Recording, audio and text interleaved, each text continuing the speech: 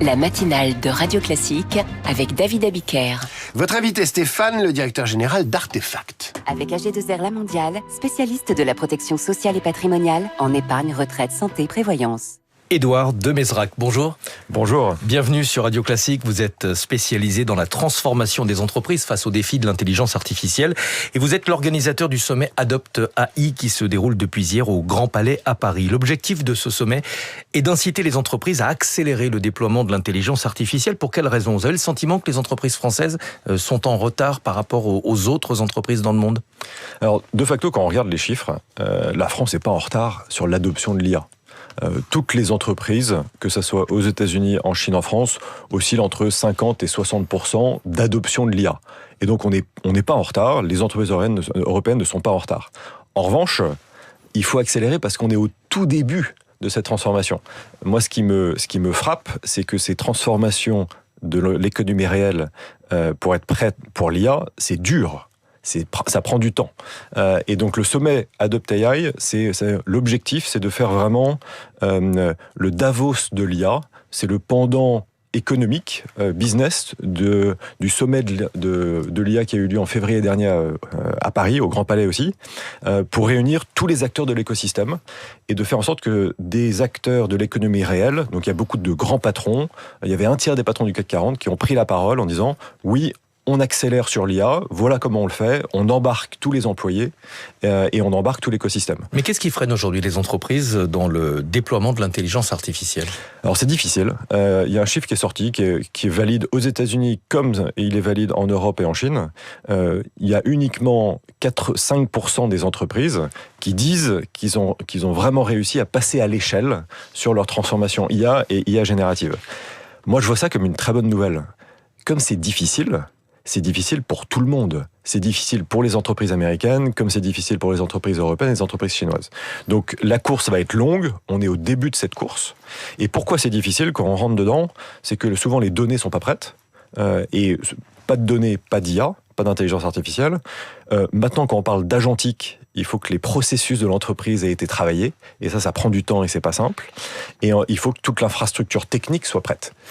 Donc ça prend du temps. Et le dernier point, et c'est pour ça que le sommet Adopt AI était important, c'est que les patrons, les CEO des entreprises, les DG, doivent prendre ce sujet parce que c'est impératif d'embarquer tous les salariés et toutes les équipes. Mais est-ce qu'il n'y a pas aussi un problème de souveraineté ? Les entreprises françaises et européennes, si elles veulent adopter des solutions d'intelligence artificielle, sont très souvent obligées de se mettre dans une situation de dépendance par rapport à la Chine ou aux États-Unis. La très grande majorité des solutions disponibles aujourd'hui sont des entreprises chinoises ou américaines. Alors quand on regarde les couches de l'IA, quelles sont les différentes couches de l'IA ? Artefact, nous, on est positionné sur la couche du haut, c'est-à-dire toute la partie adoption, service autour de l'IA pour transformer. La couche en dessus, c'est les modèles fondationnels. C'est Mistral et c'est Anthropic, c'est les modèles de OpenAI, etc. Ensuite, on a la couche d'infrastructure. Donc la couche d'infrastructure, c'est les data centers, c'est les infrastructures cloud. Et la dernière couche, c'est toute la couche des composants. Et il nous manque essentiellement la deuxième couche. Et en fait, il nous manque, pour faire simple, principalement les couches du bas. Toutes les couches du bas, on n'est pas fort, on est en retard. On est sur le cloud, on est en retard. Sur les modèles eux-mêmes, on n'a pas les meilleurs modèles. Mais par contre, sur chacune de ces couches, on a des acteurs. On a OVH, on a Mistral, on a Sens, etc. Donc sur chacune de ces couches, on peut jouer avec cet écosystème. On n'arrête pas de répéter qu'en Europe, il faut adopter l'intelligence artificielle en respectant nos valeurs, sur le plan éthique, sur le plan environnemental. Comment est-ce qu'on peut réellement respecter ces valeurs si on utilise massivement des solutions américaines ? C'est l'équilibre à trouver. J'étais à un sommet il n'y a pas longtemps à Berlin. Sam Altman était là. Et ce qui était intéressant... Le fondateur d'OpenAI. Fondateur d'OpenAI. Et un des messages qu'il a fait passer à l'Europe, c'est le monde de l'IA a besoin aussi de l'Europe. A besoin de l'Europe parce que l'approche que l'Europe va avoir sur l'IA va pouvoir influencer la façon dont les États-Unis et d'autres pays prennent le sujet en main. Et donc, oui, c'est important d'avoir un cadre réglementaire, d'avoir en permanence ce qu'on appelle l'humain dans la boucle, donc l'humain qui intervient aux bons endroits, et ça, il faut le penser nativement. Et je pense que l'Europe, on a quelque chose à apporter là-dessus. Ouais.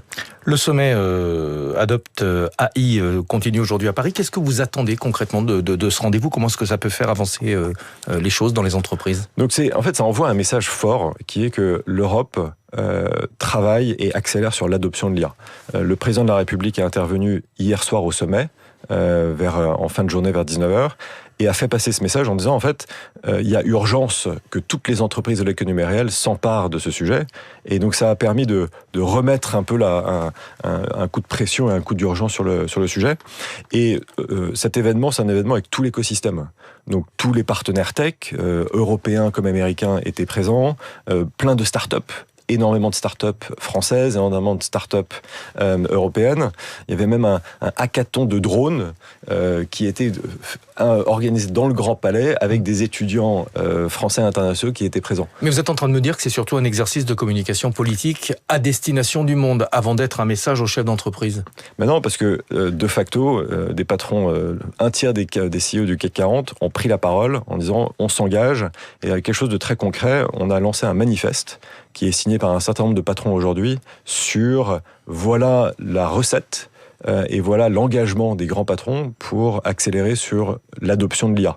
Et dans ces éléments-là, et dans le manifeste, il y a toute une brique sur les valeurs à respecter. Merci beaucoup d'être venu ce matin sur Radio Classique. Édouard de Mezrac, directeur général d'Artefact et organisateur du sommet Adopte IA qui se poursuit aujourd'hui au Grand Palais à Paris. Merci Stéphane. Merci à tous les deux. À demain à 6h pour le tour de l'actualité économique. Mon cher Stéphane, dans un instant, les coulisses de la politique. Marcelo Westfred vous explique comment le Rassemblement national part à l'abordage des villes. Lui qui est déjà très présent à la périphérie et dans les campagnes. Mais tout de suite, Karine Dijoux. Et si nous parlions français, Radio Classique